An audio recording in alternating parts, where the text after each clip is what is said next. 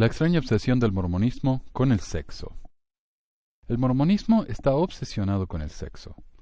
En cada conferencia general, en cada volumen de las revistas de la Iglesia, el tema del sexo es repetido constantemente. Según el mormonismo, el pecado sexual es el segundo pecado más grave después del derramamiento de sangre inocente y negar el Espíritu Santo.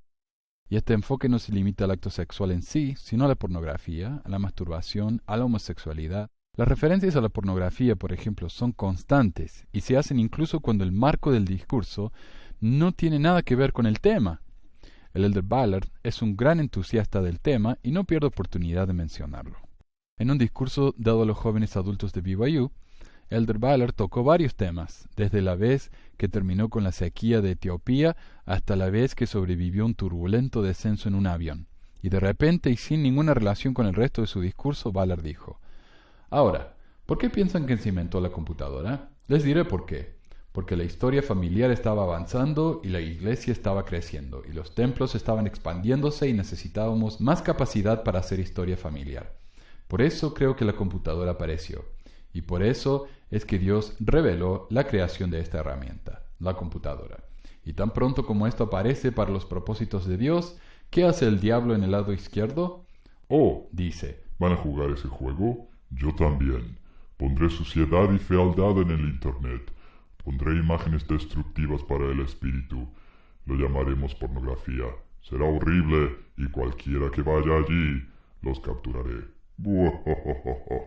En un reciente discurso a los maestros de seminario e institutos sobre la importancia de enseñar la historia de la Iglesia, el mismo elder Ballard dice: Para ciertas personas, el oír un testimonio puro se convierte en un catalizador que cambia sus vidas para siempre. Lo mismo puede ser verdadero para sus estudiantes. Sin embargo, dada la realidad del mundo de hoy, un testimonio puro puede no ser suficiente. Muchos son limpios y puros y libres de la pornografía y las cosas del mundo cuando se sientan a los pies de misioneros inspirados, maestros y líderes. El Espíritu fácilmente penetra sus corazones puros y blandos. Hoy, esta historia es muy diferente, ya que algunos de sus estudiantes ya están infectados por la pornografía y las cosas del mundo antes de llegar a sus clases. En otras palabras, según Ballard, si los estudiantes de seminario ven pornografía, entonces necesitan más que un testimonio, necesitan datos, información histórica, etc. Es casi como si estuviera diciendo que la pornografía nos da mayor capacidad de razonamiento lógico. La pornografía es visto como uno de los mayores problemas que afectan a la humanidad, a pesar de que no hay ninguna evidencia sociológica, científica, psicológica o de cualquier otra índole que demuestre que esto sea verdad. Un artículo en la revista Liaona de la Iglesia, más reciente, tiene un artículo sobre la pornografía y una búsqueda de la palabra en el buscador de LDS.org da cientos de resultados. Lo que se crea con esto es una mentalidad obsesiva con respecto a este tema. Pero la pornografía no es la única obsesión mormona en lo que se refiere al sexo. La masturbación es otro tema muy delicado y que es visto como algo que lleva a problemas mucho mayores. En el libro El milagro del perdón, el fallecido profeta mormón Spencer W. Kimball dijo que la masturbación era una perversión sexual, a pesar de que aproximadamente el 150% de la población mundial lo hace. Y no solamente eso, sino que según el mismo Kimball, la masturbación con demasiada frecuencia conduce a pecados graves, incluso ese pecado contra la naturaleza, la homosexualidad. Con demasiada frecuencia. Me encantaría ver las referencias a los estudios que llevaron a semejante conclusión. La masturbación es un tema interesante en la Iglesia porque parece que la palabra es más sucia que la palabra pornografía y por lo tanto no se usa tanto. Una edición anterior del Manual para los Jóvenes para la Fortaleza de la Juventud decía: el Señor específicamente prohíbe ciertos comportamientos incluyendo toda relación sexual antes del matrimonio. Caricias inapropiadas, perversiones, tales como la homosexualidad, las violaciones y el incesto, la masturbación o preocupaciones con el sexo en pensamiento, palabra o acción. Páginas 14 al 15. Pero la nueva edición del manual evita hablar de eso específicamente y se limita a decir de manera indirecta que no se debe hacer nada que despierte emociones sexuales ni despiertes esas emociones en tu propio sexo. Página 36. Y hablando de indirectas, esto no es el primer ejemplo de los líderes mostrando terror al hablar de este tipo de cosas. En un famoso discurso del apóstol mormón Boyd K. Packer de 1976, habló de la masturbación indirectamente refiriéndose al órgano reproductivo masculino como una pequeña fábrica. Una fábrica diseñada para producir el producto que degenerará la vida. Esa pequeña fábrica pone en marcha sus operaciones silenciosamente, como un modelo normal y esperado de crecimiento, y comienza a producir la sustancia dadora de la vida. Incluso es probable que seguirá haciéndolo en tanto que tengas vida. La fábrica opera lentamente y esa es la forma en que debe ser. Por lo general, a menos que te entrometas con ella, difícilmente te darás cuenta de que está funcionando. Y agrega que a veces un joven no entiende por qué probablemente se ve animado por compañeros imprudentes o indignos a entrometerse con esa fábrica.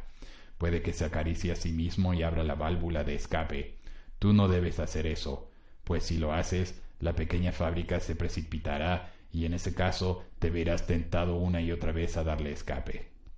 Finalmente, pero no por eso menor, es la obsesión con la homosexualidad. El ya mencionado señor Kimball escribió: la homosexualidad es un pecado abominable que repugna a aquellos para quienes no representa tentación alguna, así como a muchos ofensores anteriores que están buscando la manera de escaparse de sus garras.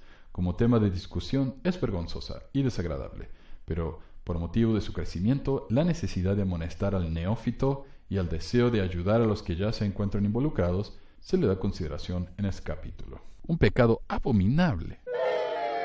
Por años, la Iglesia, por medio de supuestos científicos de su universidad Brigham Young, ha tratado de curar a personas de su homosexualidad dándoles descargas eléctricas en los genitales y efectivamente arruinando sus vidas sexuales. Si bien la Iglesia ya no hace este tipo de terapias, todavía permanece en la cultura mormona.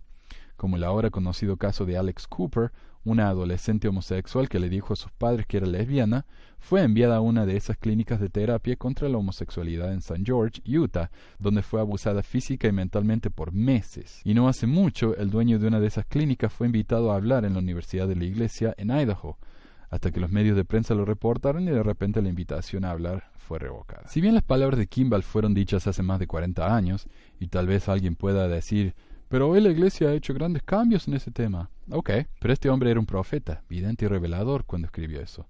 ¿Eso quiere decir que uno tiene que ignorar las palabras de un profeta cuando ya no nos convienen? Y si pensamos que hemos hecho tanto progreso, tenemos que considerar que hoy la Iglesia tiene una relación esquizofrénica con respecto a esto. A veces dice que los homosexuales son hijos de Dios y que son amados tanto como el resto, pero después dice que los hijos de parejas homosexuales no pueden ser parte de la Iglesia. Luego tratan de hacer acuerdos con grupos homosexuales en Utah y del país, y después dicen, como dijo el apóstol Bernard, que en la Iglesia mormona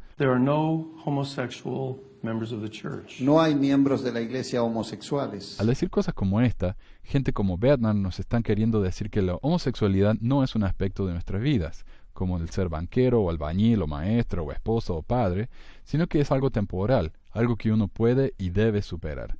Es algo así como la diferencia entre ser y estar.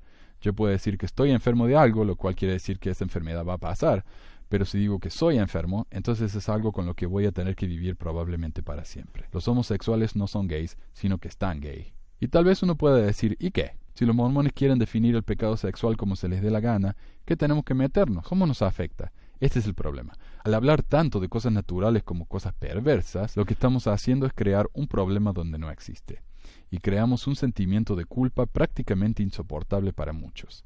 Al punto que muchos se matan porque no pueden encajar en el molde en el que la Iglesia nos quiere meter.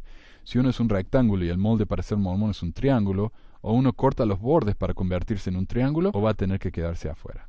La Iglesia misma ha reconocido que desde que pronunció su nueva política con respecto a los hijos de parejas homosexuales, muchos jóvenes se suicidaron. Trataron de decir que la cosa no era tan grave, porque después de todo no eran tanto los jóvenes que se mataron, pero el hecho de que un solo chico o chica se haya matado a causa de una política intolerante de la Iglesia es demasiado. Incluso hay un famoso caso de un joven que se suicidó porque no pudo dejar de pensar en su deseo de masturbarse, cuando en la Iglesia se enseña repetidamente que la masturbación es una abominación, una perversión, un pecado, y que el sexo es el segundo pecado más grave después del asesinato, y qué sé yo cuántas cosas más. No podía pedir un hermano mejor. Gene y Perry Eliason, padre y hermano respectivamente del joven Kip, quien se suicidó a la edad de 16 años. Kip era casi el hijo perfecto, un estudiante brillante. Estaba en el equipo de atletismo y llegó a ser el miembro más inspirado de su equipo. Kip era mi mejor amigo y asociado, desde que su madre murió cuando él tenía 5 años. En los últimos 2 años, Kip estaba tan ocupado con las actividades de la iglesia que la mayoría de las otras cesaron. Cuanto más profundamente se involucraba en la iglesia, su depresión era mayor. Así que yo me sentaba con Kip y hablábamos de este problema para saber qué era lo que le molestaba. Allí fue cuando me dijo que tenía sensaciones sexuales que iban directamente en conflicto con las enseñanzas de la iglesia. Cuando Kip fue a ver a los consejeros mormones, ellos solo reiteraron las enseñanzas de la iglesia, lo cual solo sirvió para que Kip se sintiera más impuro. Yo sé por lo que pasó Kip. Yo fui a la misma clase de entrevista. Era una presión tremenda por lograr ser perfecto todo el tiempo y merecedor de la divinidad.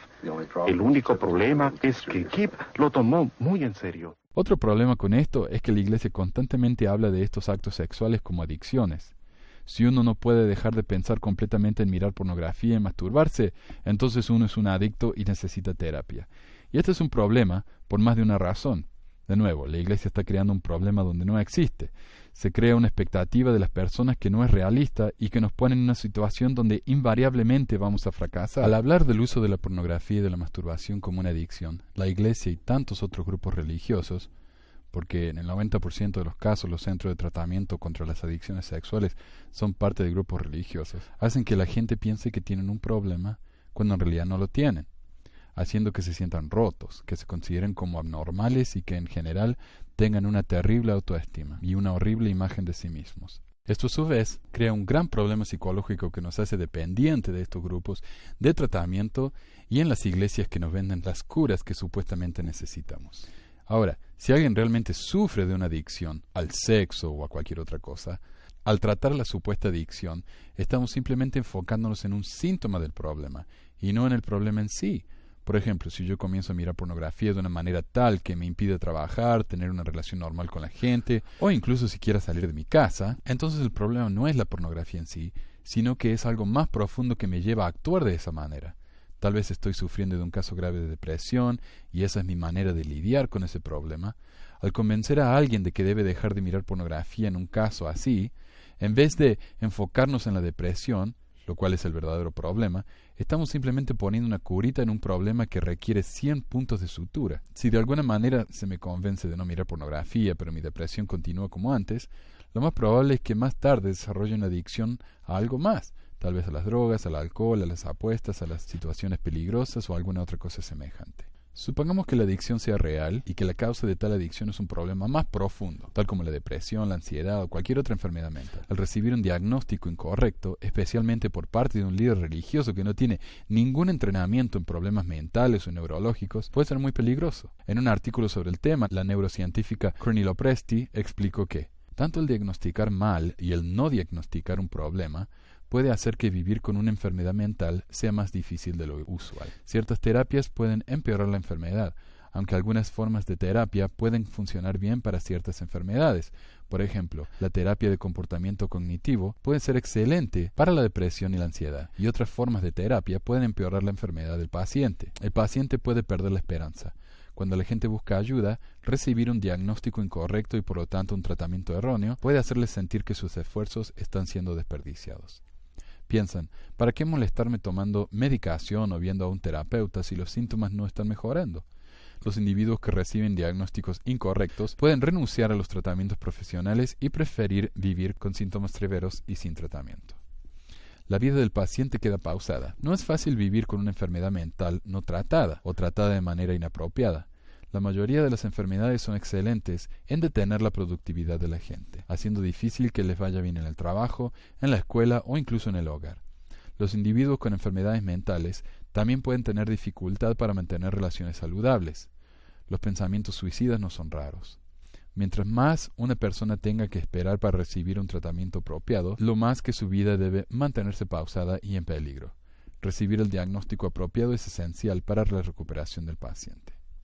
En resumen, al tratar la adicción en vez de enfocarnos en los verdaderos problemas, no solamente no estamos resolviendo el verdadero trauma existente, sino que estamos creando una situación incluso peor, añadiendo culpa y resentimiento a una persona que ya está sufriendo psicológicamente. La Iglesia también tiende a aminorar estos problemas cuando son reales. Como mencioné más arriba, si alguien tiene una verdadera adicción, y no es eso que nos dicen en la Iglesia, que mira pornografía una vez al mes es una adicción, lo más probable es que tengamos problemas serios. Y si ese es el caso, entonces probablemente necesitamos ayuda profesional.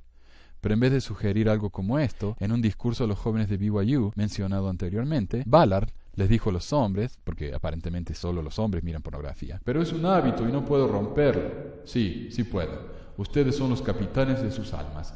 Realmente lo son. ¿Es fácil? No. ¿Qué requiere? Requiere un amor profundo por el Señor Jesucristo. Requiere oración todas las mañanas, todas las noches, y cada vez que hay una tentación de hacer algo que está en el lado izquierdo. Y llaman a los poderes del cielo para que los fortalezca y les dé fuerza para que no sucumban a esas cosas que destruyen la fortaleza espiritual y el poder espiritual. Y si algunos de ustedes, hombres jóvenes, están luchando con cualquier tipo de adicción, entonces contrólenlo esta noche, supérenlo y sigan adelante. Si alguien realmente está sufriendo una adicción, eso no es algo que uno puede superar esta noche. La falta de comprensión, la falta de empatía de este supuesto profeta de Dios es terrible. Y no solamente eso, es peligroso. Porque ¿qué pasa cuando voy a casa y trato de superar una supuesta adicción, lo cual probablemente no lo es, y no puedo? El supuesto profeta me dijo que lo haga esta noche, pero me está llevando días, semanas, años. ¿Qué está mal conmigo? ¿Cuál es mi problema? Y antes de darme cuenta, estoy en una profunda depresión por no ser como el supuesto ungido del Señor me dijo que fuera, y termino como Kip, o como los cientos de jóvenes que se mataron por no poder curarse del gay. La Iglesia hoy en día todavía vive en el pasado, ignora nuevos descubrimientos científicos para poder perpetuar pensamientos anticuados y dañinos para la gente. Se niega a aceptar que la ciencia moderna está enseñándonos más sobre la naturaleza humana que las supuestas escrituras reveladas por los supuestos profetas. Porque el hacerlo nos revelaría que estos hombres no son necesarios para enseñarnos cómo vivir nuestras vidas.